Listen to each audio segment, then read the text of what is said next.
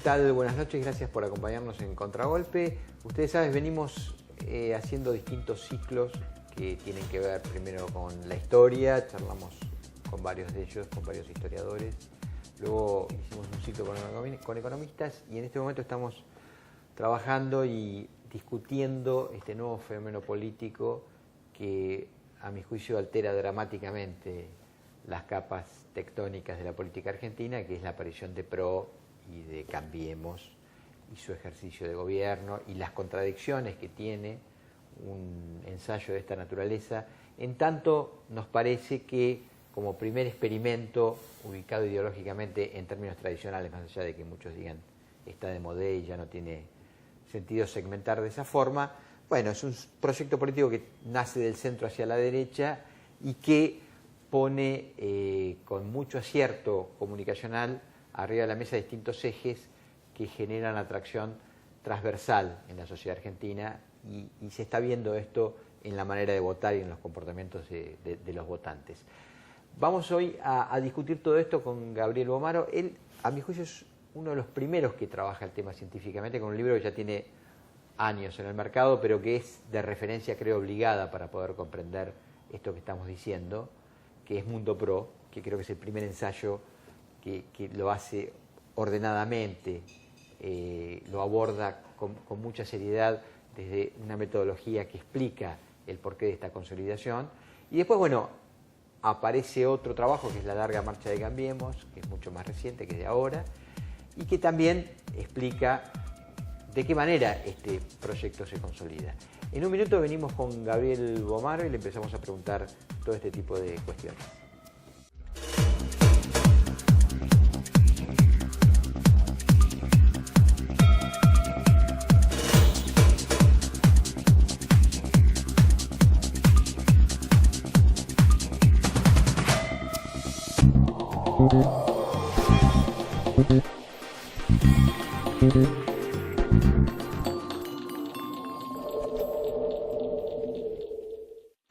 Cuando el juego se vuelve una necesidad, deja de ser un juego. Entre todos, podemos prevenir la ludopatía. Pedí ayuda llamando al 0800-444-4000. Buenos Aires, provincia. Entre todos, podemos más. Queremos estar con vos. Proyectemos juntos. Macro, tu banco cerca, siempre.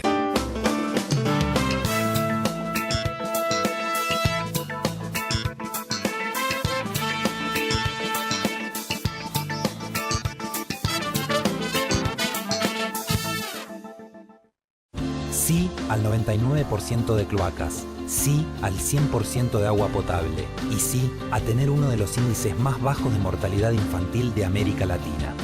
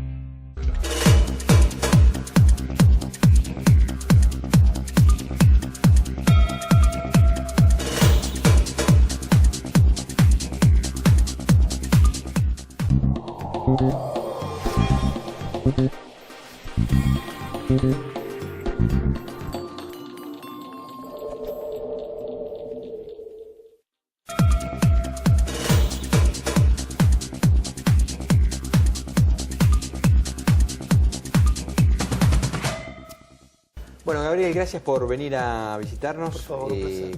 Estamos discutiendo con sociólogos, con ensayistas, con periodistas, con cientistas políticos, este nuevo fenómeno político, comunicacional, que, insisto, altera las estructuras tradicionales de la vida política argentina, crea un paisaje nuevo. Y entonces el primer disparador que por ahí me gustaría con vos abordar es si aceptamos estas categorías, digamos, de izquierda, de centro, de derecha, este ensayo político ¿es novedoso o simplemente es un conjunto de maquillajes que defienden una vieja ideología. Bueno, yo lo que te diría primero es que sí es novedoso. Es novedoso, como toda novedad en la historia, relativamente. Tiene algunas continuidades y algunas rupturas respecto de otros ensayos del centro derecha argentino anteriores, y tiene una gran novedad. Te diría, tiene continuidades porque el centro derecha ya en los años 80 había aceptado la vía electoral como la única vía posible para acceder, a el poder, había entendido que el actor militar ya no era confiable y se había apegado claramente al juego democrático. Eso fue en los años 80 y desde ahí en más, no hubo una seria centroderecha autoritaria, aunque había, sí, por supuesto, elementos de esa derecha en los armados políticos, pero con un lugar más bien secundario, excepto con algunos intentos más locales, ¿no? Pero hablo a nivel nacional, digo, Bussi en Tucumán, Rico, algunos intentos que sí expresaban esa derecha un poco más plebeya, inclusive, un poco menos aristocrática. Hay dos rupturas fundamentales que produce el PRO desde sus inicios y que me parece que son muy importantes respecto de estos cambios que ya había hecho el centro derecha en Argentina.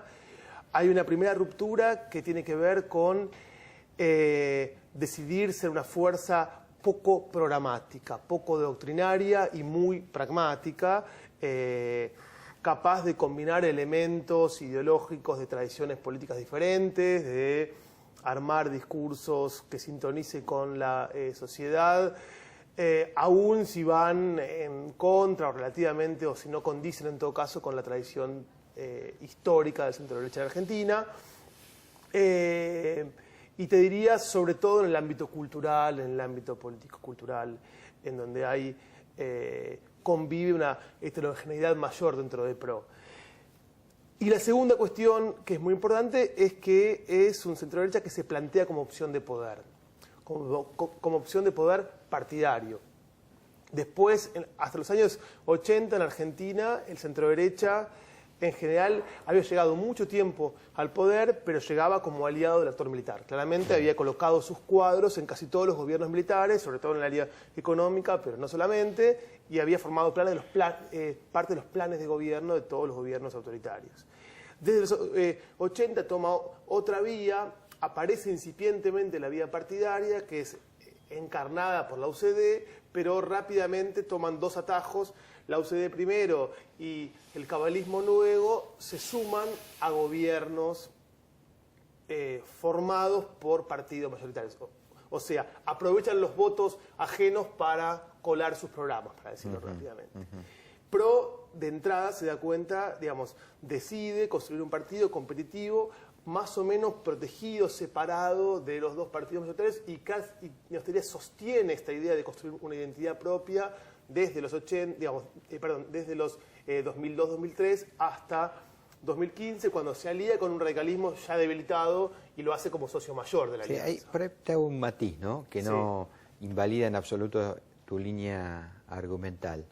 El otro día, de casualidad, viendo una entrevista que le hacían a López Murphy, veía, creo que es una campaña del 2005, a un López Murphy secundado por Bullrich, no Patricia, sino el exministro de Educación, Esteban, y la verdad eran retratos que recurrían al viejo pasado. O sea, me parece que todavía faltaba toda una operación de conversión, si vos querés, como se dice en España, un viaje al centro, ¿no?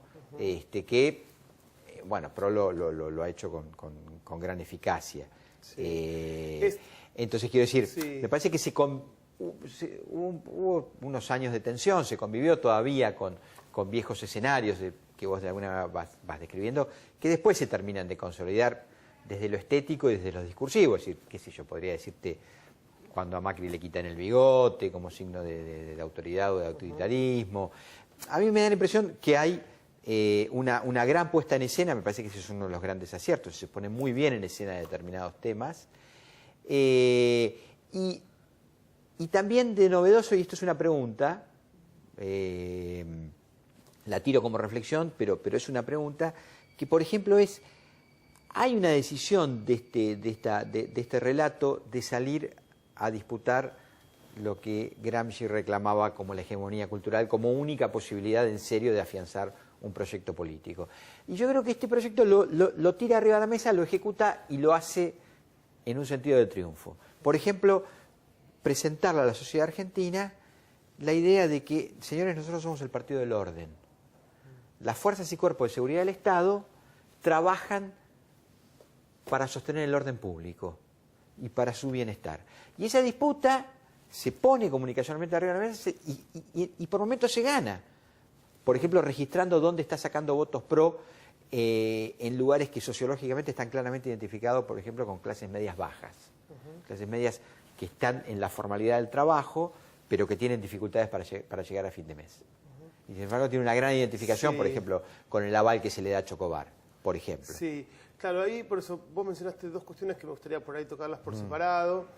La primera cuestión tiene que ver con que, desde luego vos tenés razón, que el proceso de transformación o de construcción de una derecha muy pragmática, muy flexible, llevó tiempo y también fue un trabajo sobre sí mismo de los actores, también no es el mismo Macri el de 2002-2003, que era un Macri sobre todo más claramente vinculado con el mundo empresario, con las élites económicas y con un discurso tecnocrático más duro y más frío que el Macri de 2007 en adelante, y así también con los programas de gobierno. Pero el punto que vos marcabas, que yo, digamos, justamente trabajo en, un libro más reciente, es lo que tiene que ver con la largada en 2002-2001 de dos tipos de proyectos de centroderecha. Uno era López Murphy y otro era Macri, justamente. Uno era un proyecto más pragmático, otro era uno más ideológico. López Murphy era la idea de producir un gobierno más doctrinariamente de centroderecha. Macri era claramente esta opción más pragmática, y el hecho de que le haya ganado uno a otro, claramente que haya absorbido PRO, como ustedes saben, es el resultado de la absorción de pequeños grupos, entre ellos Recrear, que fue un aliado de Compromiso para el Cambio en el año 2005, y el cual el macrismo se termina de comer entre 2008 y 2009 más o menos, con una fusión definitiva en el año 2010, si no me equivoco. Y cuando se produce la fusión, de la cual Esteban Bullrich es uno de los principales artífices, lo que dice Bullrich es: estamos cansados de ser una fuerza testimonial, queremos ser una opción de poder. La opción de poder, la vía de poder es la vía PRO, y eso es lo que deciden, salvo López Murphy, que queda marginado, la mayor parte de los actores que habían formado parte de ese proyecto más ideológico, más doctrinario, pero que entienden que la vía PRO es la que les permite llegar al poder. Entonces, eso, digo, es muy cierto, pero se termina de saldar entre 2007 y 2008, cuando el PRO accede al poder a nivel local. Hay, a mi juicio, un divorcio claro con lo que históricamente ha sido un poder fáctico que reglamenta cualquier estructura ligada a la derecha tradicional, que es la Iglesia Católica. Es decir, el alter ego comunicacional de Cambiemos, que Jaime Durán Barba dice: el Papa no son ni 5 votos. Eso es una definición muy audaz, y lo dice una semana antes de la segunda vuelta electoral que lleva a Macri presidente, no lo dice en cualquier momento. Y era una elección muy disputada. Número uno. Número dos, fijémonos, el propio presidente de la República se identifica, por ejemplo, con el budismo. Como parte de los ejes comunicacionales de este proyecto político han venido los principales predicadores de estas tendencias New Age, vinculadas a la meditación, a la idea de que el cambio está en vos mismo, en que tenés que tener energías positivas, que tienen mucho más que ver con un mundo pagano que con un mundo religioso tradicional. Y número tres, es este presidente de la República el que habilita, por activa, por pasiva o por lo que vos quieras, la discusión del aborto vía parlamentaria. O sea, me da la impresión que es todo un eje, digamos, que lo sitúa a este proyecto político en otra referencia, que no es precisamente la referencia tradicional de cualquier esquema de poder. Estaba diciendo, sin duda, ahí coincidimos. Claramente era lo que yo estaba argumentando.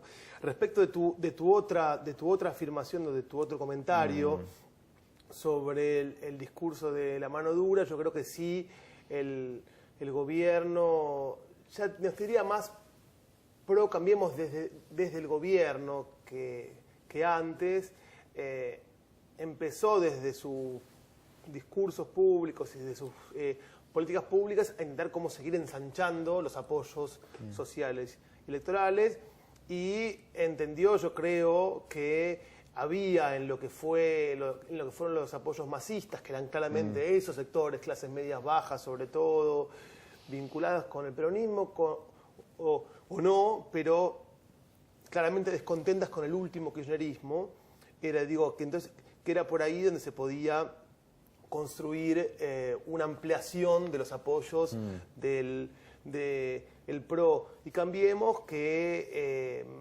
les cuesta perforar a los sectores más bajos, digamos, ¿no? Y yo te diría que eso lo hace, por un lado, tomando en la agenda de seguridad que ya había tomado Massa. Massa hizo eje fuertemente en eso en el año 2013. Sí, lo trae a Giuliani. Exactamente. Y en segundo lugar, con obra pública, intentando resolver algunos de los problemas pendientes para esas clases medias bajas, que habían mejorado mucho sus ingresos en los años, digamos, 2003, 2010, sobre todo 2011, un poquito menos después, pero que veían una agenda de mejoras en la infraestructura, en el funcionamiento, en el transporte, pendientes, que por lo menos intenta retomar el gobierno en la provincia, sobre todo de Buenos Aires, y en algunas zonas del conurbano, para intentar justamente construir algún vínculo con esos electores. Entonces, digo, ahí hay sin duda una idea de cómo seguir perforando límites electorales que tenía Cambiemos por su origen, pero que fue y que va rompiendo poco a poco. No solo va rompiendo, yo diría que, y esto lo veremos probablemente en el próximo compromiso electoral, es probable que este nuevo ensayo político, que insisto altera las capas tectónicas de la política argentina, tenga penetración en bastiones históricos que tienen que ver con el peronismo. Sí, pero esto es, si querés, otra conversación, otra discusión. Pero en esto de penetrar, también hay como una máxima, digamos, de la política, que los lugares que vos no ocupás probablemente te los ocupe otro, ¿no?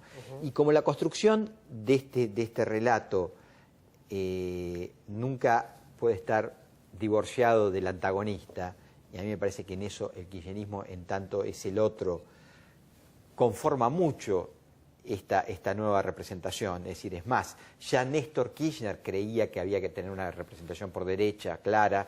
Creo que se equivoca cuando cree que eso puede ser, me parece que hasta López Murphy la ha puesto en un momento. Después claramente lo ve a Macri. Y Cristina ya definitivamente ve en Macri el antagonista. Y esta es una posición personalísima, mueve muchísimas fichas para que finalmente Macri gane. Eso no se puede explicar, más allá de todos los aciertos comunicacionales de este relato, que Macri no haya ganado por un gran aporte de Cristina. Pero bueno, eso es una discusión, además en política 2 más 2 no es 4. Lo que sí digo es que el kirchnerismo en ese relato antagonista había asumido, a mi juicio, posiciones negadoras, ¿no? O sea, negaba cosas que pasaban, con la simplificación de es un invento de Clarín, por ejemplo. Eso no existe, un invento Clarín. Por ejemplo, el tema del narcotráfico, sobre todo el narcomenudeo, es decir, esos sectores bajos, vinculados a determinada informalidad o formalidad del trabajo, sufrían y sufren todos los días el menudeo del trapicheo de droga en sus hijos, en sus familiares, en sus sobrinos, en sus parientes. La respuesta de kirchnerismo era negarlo. Y como bien dice otro periodista que ha trabajado mucho el tema, que es Nathanson, dice, no hay nada más aliviador, cualquiera que haya hecho terapia lo sabe, que nombrar sin resolverlo, pero nombrar un problema y ponerlo arriba de la mesa. Y una de las banderas de Macri es, bueno, la lucha contra el narcotráfico.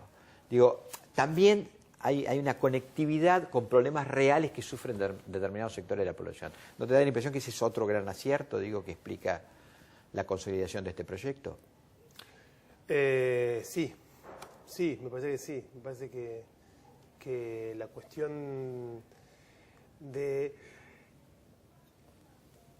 Creo hay una dimensión del narcotráfico que tuvo que ver con la idea más de protección, de cuidado más general, más global, ¿no? La idea de un gobierno que aparecía en sus orígenes como un gobierno peligroso para ciertos sectores, como una amenaza para ciertos sectores, y en los tres ejes un poco vagos y generales que Macri planteó en los inicios de su presidencia, eran tres ejes que planteaban un gobierno amistoso, cuidadoso, vinculado con la idea de eso, de unidad, de reducción de la pobreza y de lucha contra una amenaza de la que nadie puede sentirse ni a salvo ni contento de su existencia. Esa es una idea como más general, y creo que la otra es la que planteabas, que se emparenta con lo que estábamos diciendo respecto de la política más vinculada con el delito. También el narcotráfico es algo que afecta sobre todo a sectores medios bajos y bajos en esta dimensión que vos decías, más cotidiana y más minorista. No olvidemos que también hubo cierta clima enrarecido respecto del narcotráfico en el último tramo de la campaña, cuando apareció la denuncia sobre Aníbal Fernández y todo. Discusión, seguro. Sí, digo, la articulación, pero bueno, es que también hay el tema estaba instalado y aparecía hay una articulación discursiva en todo eso. Un candidato kirchnerista como encarnación de esa posible mal o amenaza. Entonces ahí digo, hay también algo fuerte con jugar con... Somos la contracara de eso, ¿no? Somos... Sí. ¿Qué reflexión te merece, en tanto, insistimos con esto de la disputa de la hegemonía cultural, el hecho de, por ejemplo, penetrar discursivamente con la idea de, miren, subimos las tarifas porque la herencia era un desastre y entonces no quedaba otra, y uno escucha habitualmente, y si uno lee estudios demoscópicos, hay una justificación, es decir, el agredido, más allá de que después pongamos los matices de por qué es agredido, pero es el agredido, dice que sí, que está bien que se le suba la tarifa. Mira, yo soy bastante reacio a pensar la historia en términos de batallas discursivas. Me parece que hubo en mis disciplinas de estudio, en mis áreas de estudio, una excesiva confianza, te diría, en el kirchnerismo tardío respecto del poder del discurso y de la fuerza que tiene la dimensión de interpelación de un líder político. Así que, digo, también sería reacio a pensar al macrismo en términos exclusivamente discursivos. Sí. Yo creo que sin duda los discursos son eficaces cuando conectan con alguna experiencia de las personas, con alguna experiencia concreta, cotidiana, que a la vez que lo nombran, que le ponen un nombre, que dicen esto es esto, también hace sentido para las personas eso. Y sin duda, con la cuestión de los servicios, había un montón de ambigüedades. Había una ambigüedad que fue que el propio kirchnerismo, en el año 2011, cuando asume el segundo mandato Cristina, planteó las tarifas de los servicios públicos como un problema. Sí.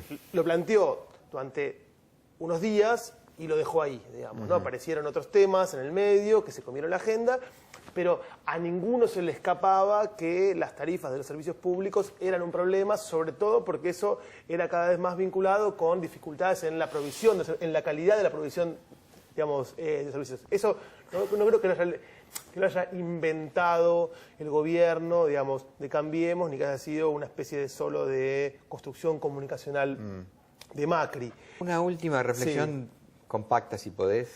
Ya sé que esto de, bueno, dame en 2 minutos, viste, estos ensayos que son terribles, ¿no? Pero, sí, haremos lo posible. Claro, no, esta idea también que me parece que es como un gran eje discursivo, que es, creo que este nuevo experimento concatena bien con viejas reservas de pensamiento que atravesaron a buenas capas de la sociedad argentina, entre ellas, por ejemplo, somos hijos de inmigrantes que con el esfuerzo y el trabajo supieron salir adelante. Es decir, finalmente la idea meritocrática está también muy conectada con un cierto trasvasamiento generacional que tiene que ver con nuestros orígenes, y ese mimbre lo tocaron bien y ha generado adhesión. Yo ahí te diría dos cosas, para hacerlo lo más breve posible, y voy a hacerlo como telegráficamente. La primera es que la narrativa de la meritocracia vinculada con la historia de la migración argentina es una narrativa que el peronismo usó más que, digamos, Cambiemos en su historia, que está muy presente en la idea de un movimiento que fue vehículo de progreso y ascenso social de clases bajas que se transformaron en clases medias. Con lo cual, no creo que sea propiedad de este gobierno, es algo que forma parte, si querés, de la narrativa nacional de los últimos 80 años en Argentina, más o menos.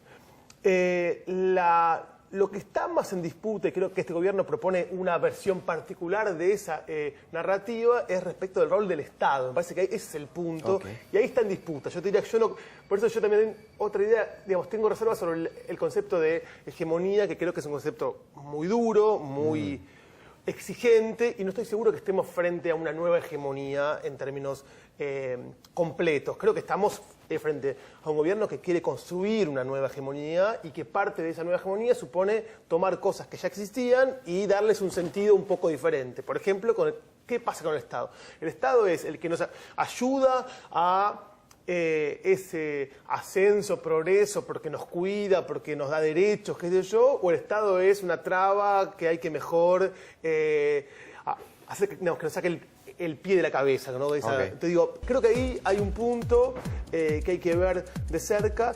El macrismo no descree el Estado, pero tiene una idea muy diferente de la que tuvo el peronismo histórico, por ejemplo, respecto a él. Gabriel, gracias por visitarnos. Por favor, un gusto la charla. Chau, nos vemos el sábado que viene.